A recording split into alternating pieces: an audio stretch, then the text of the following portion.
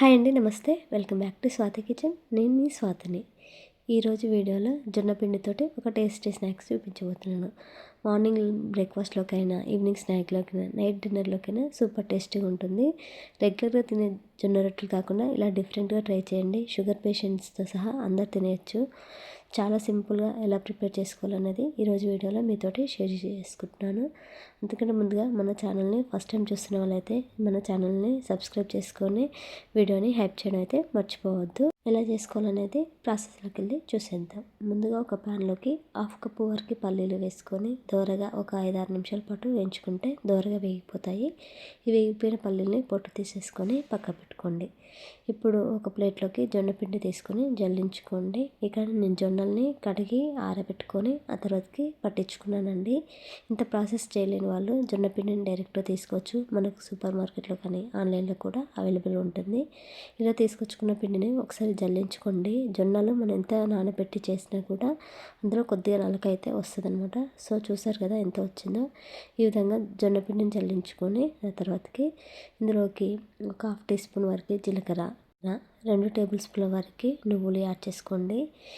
అంతా ఏం లేదండి. మీకు ఎక్కువ ఏం నచ్చితే వాటిని ఎక్కువగా వేసుకోవచ్చు. నువ్వులైనా పల్లీలైనా అవి అనేది కంప్లీట్గా మీ ఆప్షనల్ అండి. ఇక్కడ నేను ముందుగా వేయించి పెట్టుకున్న పల్లీలు ఉన్నాయి కదా, ఆ పల్లీలు కూడా తీసేసుకున్నాను.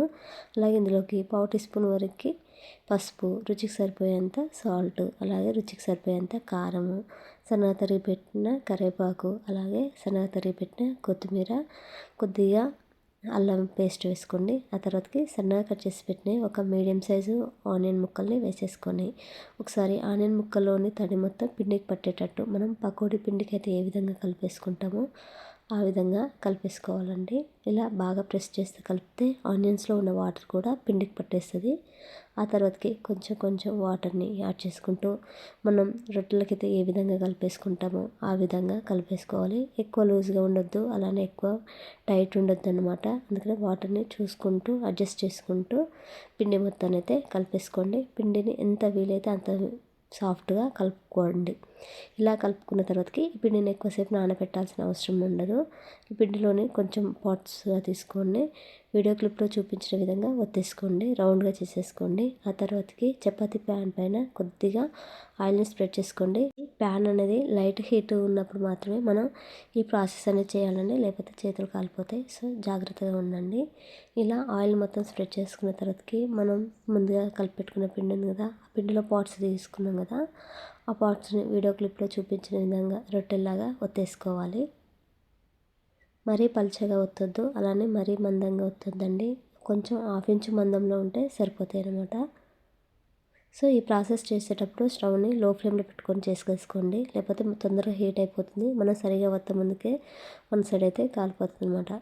సో ఇలా ఒత్తేసుకున్న తర్వాతకి దీనిపైన కొంచెం ఆయిల్ అనేది స్ప్రెడ్ చేసుకోండి. ఇలా స్ప్రెడ్ చేసుకున్న తర్వాతకి మూత పెట్టుకొని ఒక 3 నిమిషాల పాటు అలాగే ఉంచేసేయండి.